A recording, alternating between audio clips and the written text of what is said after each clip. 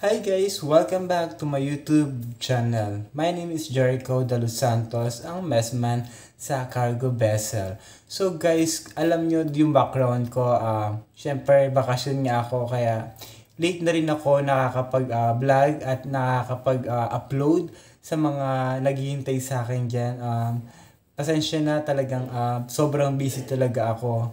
So, nandito ulit ako para i-discuss ko sa inyo kung ano yung mga tips na pwede nyong gawin at paano ba talaga matanggap sa pag-apply ng isang messman sa cargo vessel. So, eto na guys yung tips para sa mga gustong mag-apply. Saan ba yung agency? Ano ba yung dapat mong gawin? So, ibibigay ko dito kaya watch this.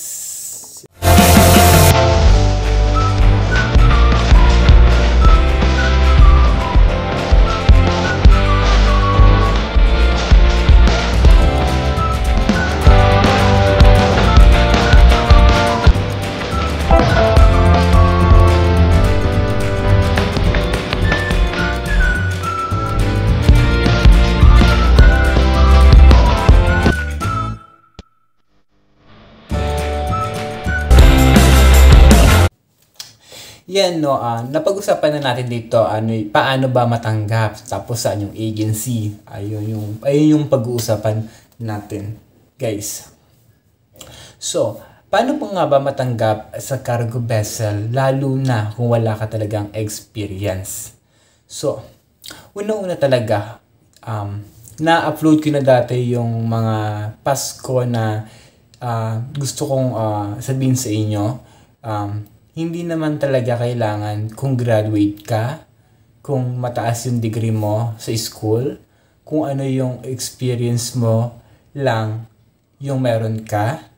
Tapos, ano ba yung gusto mong applyan sa cargo vessel o sa cruise ship. Kasi galing nga ako sa malaking barko rin dati sa cruise ship passenger. So, dito na tayo pag-uusapan na natin. Dito lang tayo sa messman muna. So, guys, kung hindi ka nakagraduate ng high school, hindi ka nakagraduate ng college, no problem. No problem. Kung meron kang experience na housekeeping, nagja-janitor ka, tapos service crew ka, tapos basta kung anong mga ginagawa mo, kung part ka na ba ng room attendant, naglilinis ka sa mga resort, restaurant, sa mga basta sa mga pwede kang bigyan ng certificate. Kasi important talaga COE para mag-apply ka sa mga iba't ibang agency dito sa Maynila. So guys, no, kwento ko lang yung experience ko. Dati talaga, room attendant po talaga ako. Natanggap lang naman din ako bilang housekeeping ako sa Pilipinas, syempre, ng room attendant. Hindi ko naman alam talaga na makakapagbarko ako. So, ito yung scenario, guys. Pwede kang mag-apply kung ano yung mga experience mo about housekeeping, room attendant.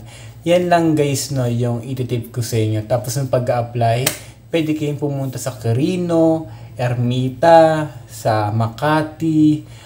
I-message nyo na lang ako o kaya ilalagay ko na lang dito yung mga agency na in-applyan ko. So guys, follow nyo ako guys dito, i-subscribe para ma-update ninyo pala yung mga video na ibibigay ko dito kasi gusto ko lang para hindi kayo malito sa mga i-discuss ko.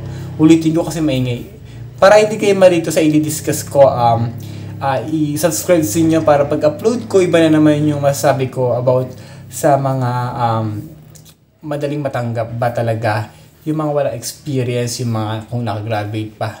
So guys, pupunta lang kayo sa Ermita, sa Quirino, sa Libertad, sa Makati, I think Parañaque, marami dyan. So, ibibigay ko dito guys, i-show ko sa inyo yung mga agency kung saan yan. Pero hindi po ako parang i-endorse po. Kumbaga, ito lang po yung aking in-applyan dito sa mga ito. So, guys, galingan nyo na lang sa interview. Meron akong reviewer para isend ko rin sa inyo. I-message nyo lang ako, i-follow nyo lang ako dito, guys. Maraming salamat sa inyo sa pagtutok dito. Thank you guys. Bye!